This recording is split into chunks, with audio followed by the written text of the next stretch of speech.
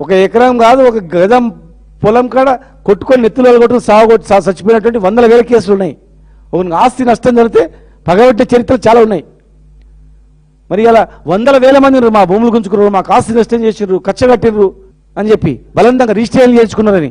మరి వాళ్ళందరూ కూడా మీకు ఒక్క సెక్యూరిటీ లేకుండా తీసేస్తే మీరు భవిష్యత్తులో ఊర్లలో పోండి తిరగలుగుతారా, బయట తిరగలుగుతారా, మీ ఇంట్లో ఉండగలుగుతారా?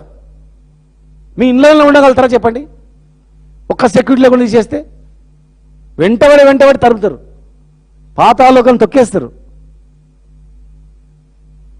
ఇవాళ రేపు చూస్తున్నాం, ఒక చిన్న ఆస్తి తగాదా వల్ల తండ్రి సంపాదించిన ఆస్తిలో అన్నదమ్ములు కొట్లాడుకొని వస్తున్నారు. ఇలా మీరు ఎన్ని అరాచకాలు చేస్తారు చూస్తుంది అనుకుంటారా? మంత్రులు ఎంతమంది ఎన్ని అరాచకాలు చేస్తున్నారు ఊహించుకోండి. మీరు మంత్రులు మౌనంగా ఉండి ఇలాంటి దానికి ప్రోత్సహిస్తే రేపు జరగబోయేది ఊహించుకోండి, బరాబర్ అవుతుంది, గుర్తుపెట్టుకోండి. మళ్ళీ ఖచ్చితంగా ఇది జరుగుతుంది. అది మీరు ఎవరు ఆపలేరు. ప్రజల అభిప్రాయాలను మీరు ఎవరు ఆపలేరు. దాన్ని ప్రభుత్వం ఉంది కాదని ఎవరైనా విరోధిస్తే రేపు భవిష్యత్తులో చాలా బాధపడాల్సి వస్తుంది. ఏదో ఆర్ఎస్ రవికుమార్ గారు సెక్యూరిటీగా అనొచ్చు, ఆయనకి ఏది జరిగినా, చిన్న దాడి జరిగినా, ఏది జరిగినా ప్రభుత్వాందే బాధ్యత, రాష్ట్ర డీజీపీ గారిదే బాధ్యత, ఇంటెలిజెన్స్ ఐజీ గారిదే బాధ్యత.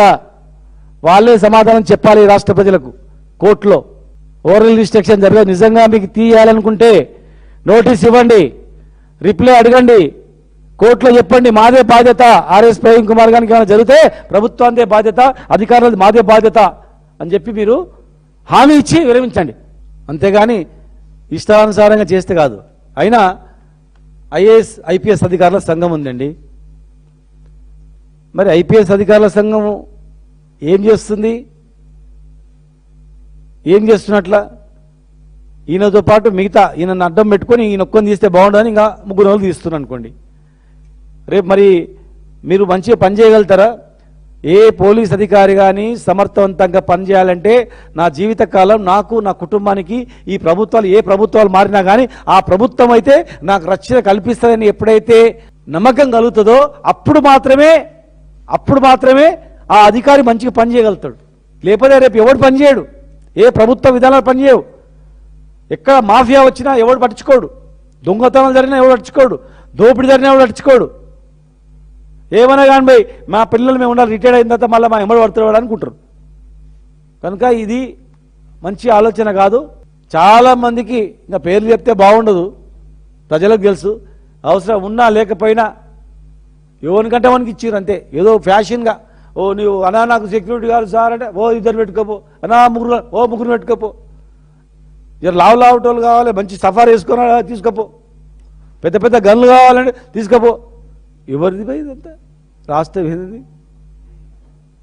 ఏమో ఎంత కొట్లాడినా మేము కేసీఆర్ గారి నాయకత్వంలో కొట్లాడి ఎంతమంది జీవితాలు నాశనమైనాయి, ఎంతమంది ఏళ్ళ తరబడి కుటుంబాలకు దూరమై యవ్వనంలో మొత్తం పోగొట్టుకొని సర్వం కోల్పోయి జీవితాలు పోయి తెలంగాణ తెచ్చుకుంటే కొంతమంది అమరులు అయిపోయినారు. ఉన్నవాళ్ళు కూడా ఉండరు, అంతే. ఏముంది? సుఖంగా సంతోషంగా కుటుంబాలతో గడిపే రోజులలో అవి అయిపోయినవి. కష్టపడి చదువుకుందామనే సమయంలో చదువులు మొత్తం పోయినవి. తెచ్చుకున్న తెలంగాణలోనైనా చూద్దాం మంచిగా బాగుపడతాను కూడా ఇదేం దౌర్భాగ్యం. అటు నీళ్లు మొత్తం గండి కట్టుకొని పక్క రాష్ట్రాలు తీసుకుపోతామని అంటారు. ఉద్యోగాలు మొత్తం ఖతం, ఇండస్ట్రీస్ మొత్తం ఖతం అయిపోతుంది. ఏమైపోతున్నట్లు చెప్తున్నాము. ఇది మంచి పద్ధతి కాదు. దీన్ని ప్రజలందరూ కూడా గమనిస్తూ ఉన్నారు. ఈ ఓరల్గా నడవవు. ఎవరైతే ఐపీఎస్ అధికారుల సంఘాలు ఉన్నాయో మీ సంఘం అన్నా బంద్ చేసుకోండి, మూవ్ చేసుకోండి. లేదు సంఘం ఉందంటే రిటైర్డ్ అయినటువంటి వాళ్ళు, త్యాగం చేసినటువంటి వాళ్ళను రక్షించడంలో మాట్లాడండి. అందరు కలిసిపోయి కలవండి, ముఖ్యమంత్రి గారిని కలవండి, చీఫ్ సెక్రటరీని కలవండి, డీజీపీని కలవండి. రేపు మాకు కూడా ఇదే గతి వస్తే మేము ఎట్లా పని చేస్తామని నోరు పని చేసుకొని మాకు పోస్టింగ్ పోతుందేమో అని భయపడితే కాదు. అది ఎంతో ఉన్నతమైన చదువు చదివినటువంటి మీరు, ఉన్నతమైన ఉద్యోగం అది. 70-80% మంది ఐఏఎస్లు కానీ ఐపీఎస్లు కానీ నిజాయితీగా ఓ జీతంతో పనిచేసే వాళ్ళు ఉన్నారు. కానీ ఓ 10% మంది మొత్తం కూడా హైదరాబాద్ పరిసర ప్రాంతాల్లో ఫామ్ హౌస్లు వాళ్ళవే, భూములు వాళ్ళవే, బిల్డింగ్లు వాళ్ళవే, కథ వాళ్ళవే. అటువంటి వాళ్ళు పోస్టింగ్లకు కక్కుర్తిపడి కొంతమంది మొత్తం మలినం చేస్తూ ఉన్నారు. నిజాయితీ గల అధికారులైనా సరే ఉన్నారు చాలామంది, వాళ్ళైనా సరే దయచేసి మీరు ప్రభుత్వాన్ని కలిసి చెప్పండి. లేనట్లయితే మేమైతే కూర్చోము.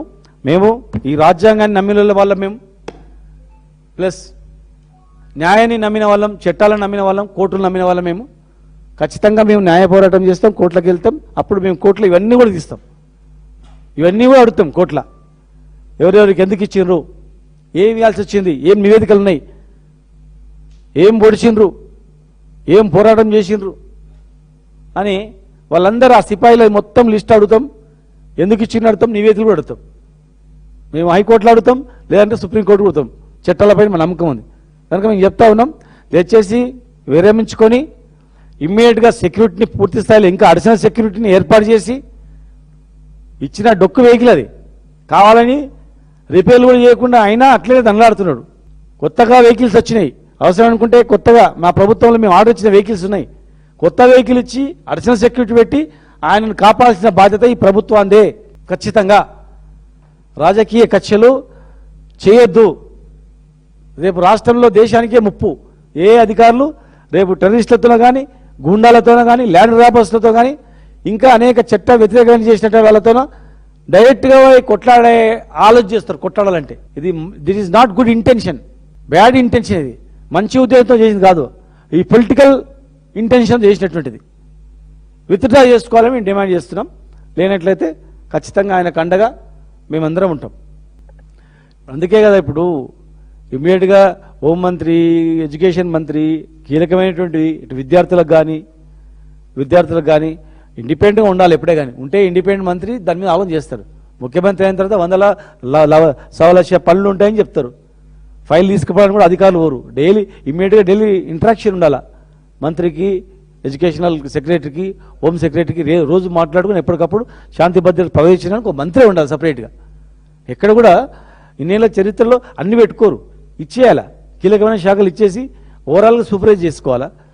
ఇవాళ ఒక్కరెవరు కనుక అధికారులు కూడా చెప్పలేకపోతున్నారు. హోమ్ మినిస్టర్కు, ముఖ్యమంత్రి దగ్గర ఉన్నందుకు వాళ్ళు సమాధానం చెప్పాలి. నోరు బంద్ చేసుకుంటే కాదు అధికారులు. రేపు ఖచ్చితంగా ఆయనకి ఏమైనా జరిగితే మేము అధికారులను పట్టుకుంటాం, మేము అధికారులకు గల్లబట్టి అడుగుతాం. మేము ఏమైంది అని చెప్పి ఏదైనా జరిగితే మాత్రం ఊరుకోం. మేము ఏం నివేదిక ఇచ్చినావు, నువ్వేం స్టేట్మెంట్ కూడా రాలేదు, బయట వద్దని ఎందుకు చెప్పలేదు, ఎందుకు నివేదిక ఇవ్వలేదు, ఖచ్చితంగా అడుగుతాం. ఎందుకోసం అంటే ఇగో ఆయన ఇక్కడ సమస్య వస్తే అక్కడ పోయి మాట్లాడుతున్నాడు. ఎక్కడ ఏ సమస్య వచ్చినా, ఆడపిల్లలకు వచ్చినా, ముసలిలకు వచ్చినా, రైతులకు వచ్చినా, లేకపోతే ఈ వీళ్ళు వాళ్ళని లేదు.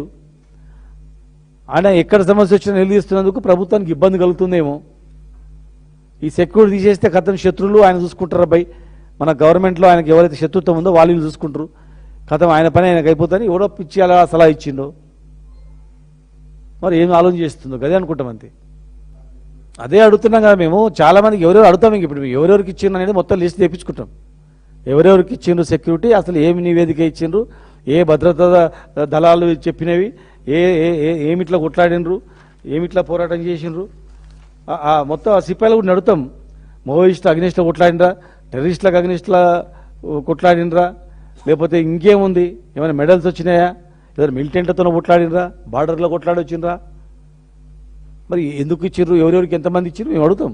ఈయన తీసేస్తే ఇప్పుడు ఇన్ని రోజులు ఎవరు ఇష్టం వాళ్ళు చేసి ఇచ్చుకున్నారు. ఏమైనా భద్రత ఇచ్చిన వాళ్ళకి ఏమైనా మాకు తెలియని మెడల్స్ ఏమైనా వచ్చినాయేమో, సెక్యూరిటీ ఇచ్చిన వాళ్ళకి ఇంకేమైనా అయిందో ఏమో అనుకున్నాము.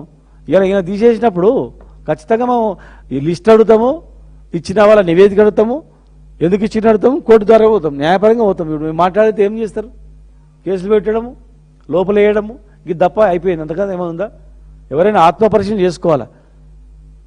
ప్రజలందరూ వ్యతిరేకిస్తున్నారు, చీ అంటున్నారు, ఎగ్దమ్ ఎత్తుకున్నారు, ఎగ్దమ్ కింద నేల పెట్టి కొట్టినంటే ఏముంది, మనం ఏం తప్పు చేసినామని పరిశీలించుకొని ఈ 2 ఏళ్లలో దాన్ని రెక్టిఫై చేయాలని ఆలోచన చేస్తారు. కానీ ఇంకా తప్పు మీద తప్పు చేసుకుంటా పోతున్నారు. కానీ మాకు కూడా కావాల్సింది అదే చేయని మేము న్యాయపరంగా మేము ఎదుర్కొంటాం. ఆయన రిటైర్డ్ ఐపీఎస్ ఆఫీసర్ కనుక భద్రత విషయంలో వాళ్ళు పొలిటికల్ విషయంలో మాట్లాడవద్దు, వాళ్ళు భద్రత విషయంలో మాట్లాడాలి. రిటైర్డ్ అయిన తర్వాత ఎక్కడెక్కడ పోతాడు, ఎక్కడ ఎవరైనా ఎక్కడ ఉండొచ్చు, కానీ ప్రాణం కాపాడేది ఆయన వేరే పార్టీలో పోయిండు సస్తే చావని అని అనుకోనికి వీల్లేదు. అక్కడ ఆయన విధానం బట్టి పోవచ్చు, కానీ ఆయన విధానం బట్టి పోయినందుకు ఆయన ప్రాణం ఏమన్నా కానీ అనుకోవద్దు. ప్రాణాన్ని కాపాడాలి, ఆయన విధానం ఆయన ఇష్టం. ఆయన ఏమైనా మిలిటెంట్లో పోతే మాట్లాడొద్దు, చట్టానికి వ్యతిరేకంగా ఏమైనా జైన్ అయిపోయిండు అంటే మాట్లాడొద్దు. రాజ్యాంగబద్ధంగా ప్రజాస్వామ్యంలో ఒక పార్టీలో సేవ చేయడానికి ఓపెన్గా పనిచేస్తున్నాడు. దానిలో ఎందుకు మాట్లాడదు? సెక్యూరిటీ విషయంలో మాట్లాడమంటున్నాం, సెక్యూరిటీ విషయంలో మాట్లాడమని చెప్తున్నాం. చాలామంది ఐపీఎస్ ఆఫీసర్ దినేష్ రెడ్డి గారిని ఆయన కూడా పార్టీలో జాయిన్ అయ్యిండు, ఇంకో ఐపీఎస్ ఆఫీసర్ ఇంకో ఆయన జాయిన్ అయ్యిండు. జాయిన్ అయిన తర్వాత ఇంకా మొత్తం తీసేసి సాగొట్టని అంటారా? తప్పు కదా అది. సెక్యూరిటీ విషయంలో నివేదికల ప్రకారం తీసేయండి సార్, నివేదికలు తెప్పించుకోండి అని చెప్పండి వాళ్ళు సంఘాలు. ఆయనకి ఏమైనా అదే ఐపీఎస్ ఆఫీసర్ సంఘం పోయి ఈయనకి ఏదో పోస్ట్ ఇప్పియమనో ఏమో అడుగుతలేరు కదా. రక్షణ విషయంలో రిటైర్డ్ అయినా బ్రతికి ఉన్నంత వరకు ఆయనకు సెక్యూరిటీ ఇవ్వాలని చెప్పి ఆయన నిర్ణయించారు. లైఫ్ థ్రెటన్ ఉందని చెప్పి, లైఫ్ లాంగ్ లైఫ్ థ్రెటన్ ఉందని చెప్పి ఆయన చేసిన సేవలకు మీ ప్రభుత్వ విధానాలను సమర్థవంతంగా అమలు చేసినందుకు పాపమైంది ఆయనకంతే. చాలామంది కొంతమంది ఉంటారు మంచి ఆస్తులు అక్కడ ఇక్కడ ఏడ పని చేసినా 100 ఎకరాలు ఏడ పని చేసినా 100 ఎకరాలు సంపాదించుకొని ఎవరో పేర్ల మీద పెట్టుకొని ఒకటి గుర్గాంలా, ఒకటి ఢిల్లీలో, ఒకటి బెంగళూరులో, ఒకటి వేరే దుబాయ్లో పెట్టుకొని హాయిగా ఉంటారు అన్నమాట. వాళ్ళలాగా చేయలే ఆయన. నిజాయితీతో పనిచేసిండు, ప్రభుత్వానికి పేరు తెచ్చిండు, మీ ప్రభుత్వానికి మేము. అది పాపం అయిపోయిందంటే ఎట్లా చెప్పండి? ఇవాళ ఐపీఎస్ ఆఫీసర్ సంఘాన్ని పొలిటికల్గా మాట్లాడొద్దు. రక్షణ విషయంలో ఆయన సమర్థవంతమైన పోలీస్ అధికారి, ఇన్ని మెడల్స్ వచ్చినాయి కనుక ఆయనకు ప్రభుత్వం రక్షణ కల్పించాలి సార్. అన్లెస్ ఆయన ఏదో టెర్రరిస్ట్లో జాయిన్ అయితే అప్పుడు విత్డ్రా చేయాలి, కానీ ఇంకేదన్నా సంఘ వ్యతిరేక కార్యక్రమాల్లో జాయిన్ అయిపోయిందంటే తీయాలి, కానీ రాజ్యాంగబద్ధంగా ఏ పని చేసినా తీసేయొద్దని చెప్పాలని చెప్తున్నాను ఐపీఎస్ సంఘానికి.